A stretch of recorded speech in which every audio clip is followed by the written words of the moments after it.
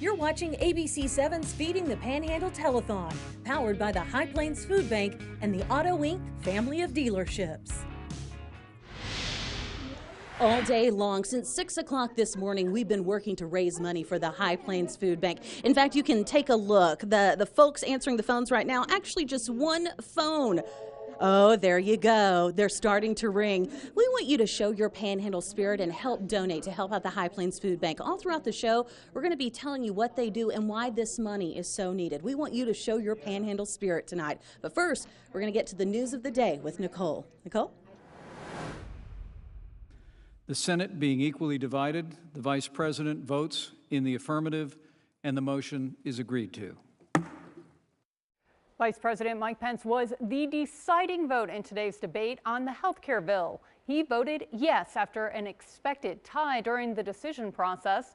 Senator John McCain, who was diagnosed with brain cancer last week, returned to the Senate floor today, voting in favor of the bill. His appearance was given a standing ovation. The health care reform legislation will head back to the House to be readdressed. Well, all eyes in Washington tonight are on Jeff Sessions and if he'll be the Attorney General by the end of the day. The president lashed out at his top law enforcement officer via Twitter this morning, and now his future seems in jeopardy. Chief political correspondent Scott Thuman was at the White House today with the rapid-fire developments. It was 4 months ago the speculation first swirled about Jeff Sessions' future. Mr. President, do you still have confidence in the Attorney General?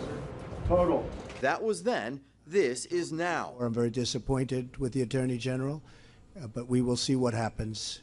Time will tell.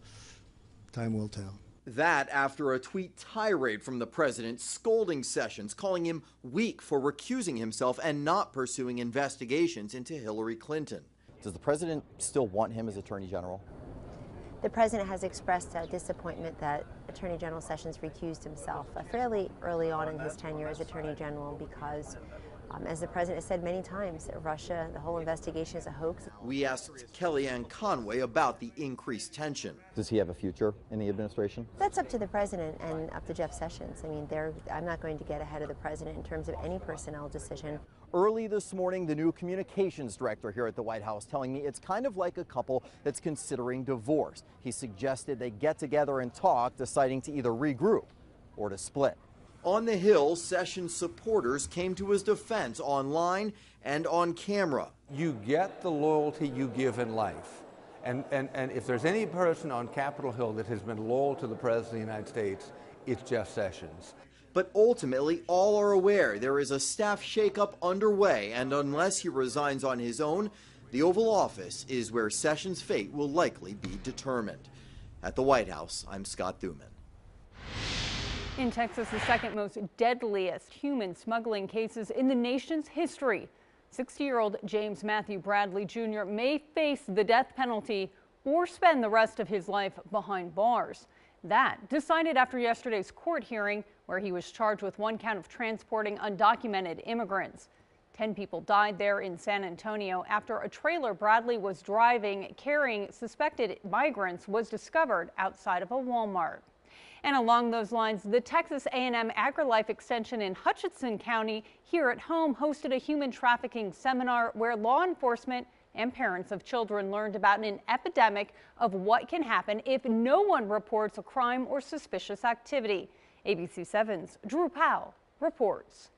There's no magic barrier that keeps us safe. Which is why Lavisa Matthews, the director of Impact Futures, is talking to parents at the courthouse in Stinnett about a subject many believe doesn't happen in small cities or towns. We've had some kids confide in us that, people have approached them and made them feel unsafe, and therefore we wanted to provide the education to prevent cases from actually happening here in Hutchinson County. Michelle Griffin is a parent of 2 teenagers.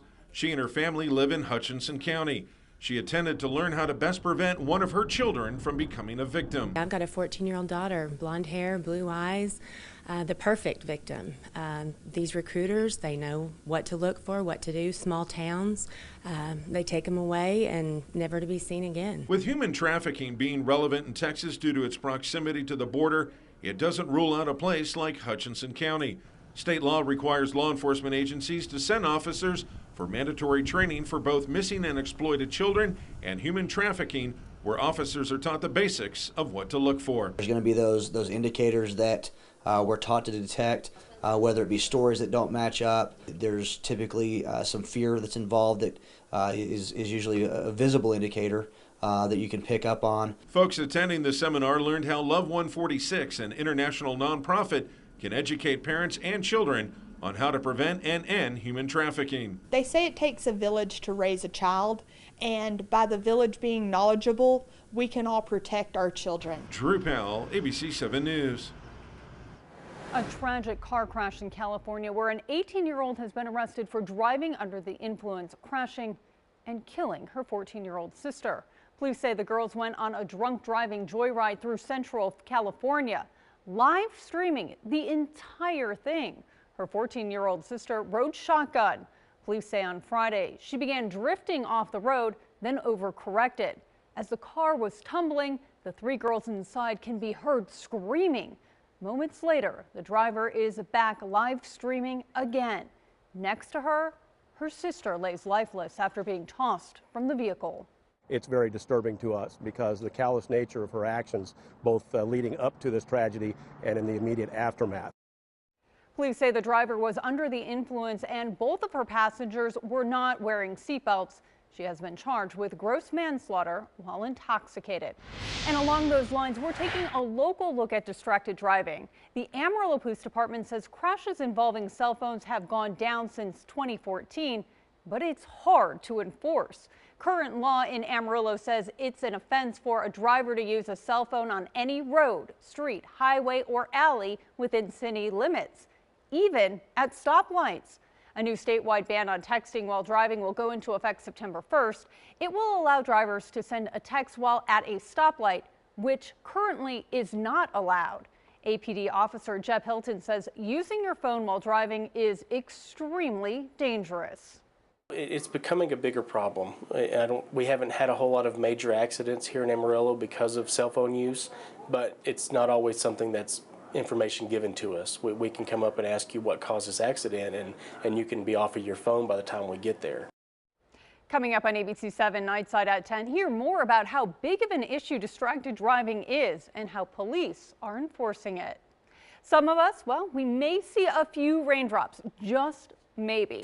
For a first check of our forecast, we go to Storm Surge 7 Chief Meteorologist Steve Kirsch. What do you think, Steve? Maybe a little bit? I think if you live in Moore County, it's more than just a little bit. In fact, we're watching a thunderstorm which has popped up near Channing and also southwest of Dumas. We can see that on our exclusive Dumas sky cam from the Moore County Airport as that thunderstorm is making its way through extreme southwestern Moore and also the southeastern part of Hartley County. Nothing severe out of this, not like yesterday, but there will be some strong and gusty winds because it's been so hot. On our Hudson Brothers Roofing Max radar, you can see those showers and thunderstorms in Moore. Hartley County is about the only ones we have in the Texas Panhandle. A few very light rain showers across eastern New Mexico, but there we go, just off to the northeast of Channing, heading in the direction of Dumas. That's a quick check of your weather. A more complete look coming up in the regular weathercast. That's in about 11 minutes. Nicole? We'll see you then, Steve. And when we come back here on ABC 7 News at 5, immigration is not just an issue here in the U.S. We'll take a look at the widely unknown immigration problem happening in Libya. And we'll check back in with Lisa in just a few minutes. She's here at the High Plains Food Bank Telethon, where we are going to change lives here in the Panhandle.